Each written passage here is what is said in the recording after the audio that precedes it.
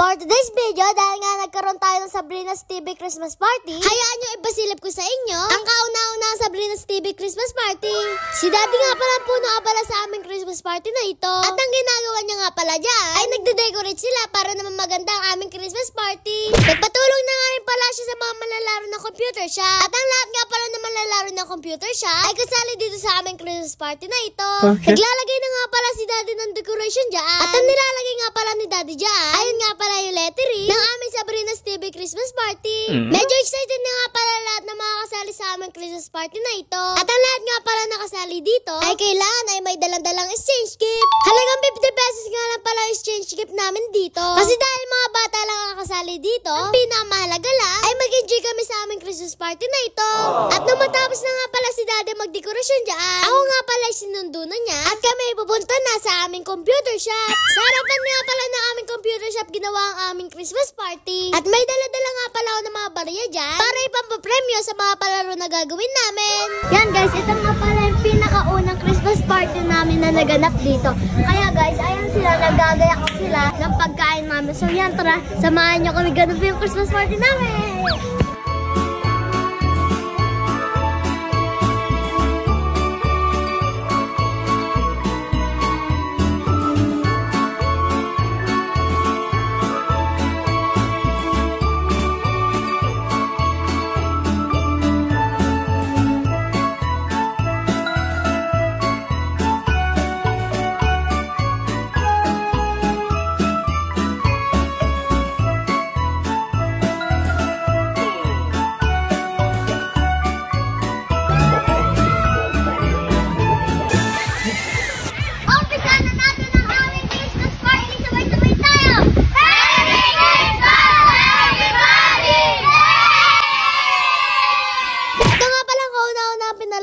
At ang tawag nga pala sa laro na ito ay Trip to Jerusalem. Lagi nga pala ako nasali sa mga ganyang palaro. Kasi basta nag-enjoy ako, talaga sasali ako sa mga ganyang palaro. Ang kasunod nga pala nilaro namin dito ay Merry at Christmas. At ang laro nga pala na iyan, kapag sinabi kong Merry, kailangan ay tumalon sila sa Merry. Kapag naman sinabi kong Christmas, kailangan tumalon din sila sa Christmas.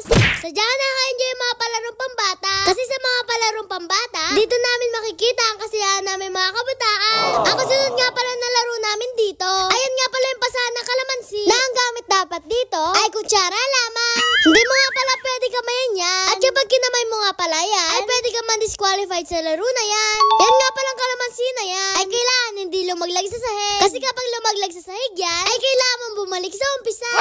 Dahil nga ginalingan na makakampi ko dito, kami nga pala nanalo sa palaro ng kalamansi dyan. Kaya kami ang mananalo na papremyo ni Daddy. Maraming beses nga pala pinaulit-ulit yung laro na yan. Kasi hanggat hindi na nanalo yung mga ibang player, kailangan ulitin na ulitin itong laro na ito. Napakarami nga pala yung naging palaro dito. Kasi ang gusto talaga namin ay mapasaya itong mga kabataan na ito. Nagpalaro nga rin pala kami ng Happy Puri dito. Dahil nga favorite ko nga rin pala laro na yan, sumali na nga rin pala ako sa Happy Puri na yan. Sadyang nakakatuwa na nakakapagpalaro ako sa mga bata. Dahil sa edad ko 9 years old, marami na ako napapasaya ng mga kabataan. Good job! Sana sa susunod na taon ay mas marami pang blessings na dumating sa amin. Para itong Christmas party namin na ito ay mas marami pa sumali sa amin. Sadya nga pala nakakatuwa kapag ikaw mismo nagbibigay ng kasiyahan sa mga kabataan katulad ko. Kasi dahil sa isang batang katulad ko ay marami na pala ako napapasayang tao nang hindi ko namamalayan. Maraming salamat nga pala sa mga sumusuporta sa akin. Kasi kung di dahil sa mga suporta ninyo, hindi ko magagawa ang mga ganito pagpapasaya.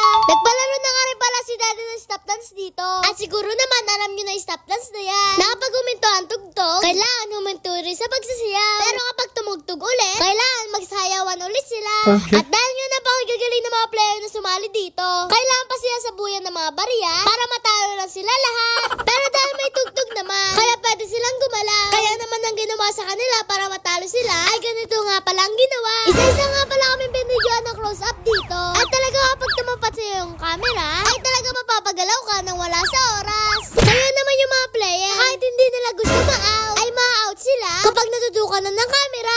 Nagpalaro nga rin pala si Daddy ng group yourself dito. At yung group yourself na pala na yan, ay nakaka-enjoy din talaga yung laro na yan. Kaya naman pagkatapos namin maglaro dito, kami nga pala yung nagkainan na. At pagkatapos kumain nga pala, kami magbubunutan na ng exchange gift.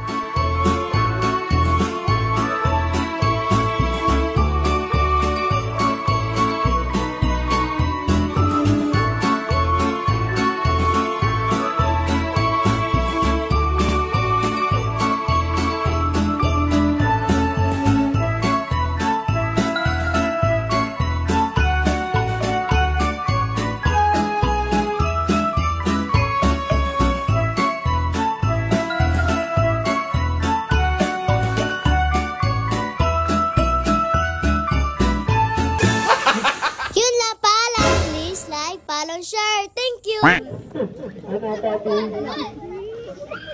Oh. Oh.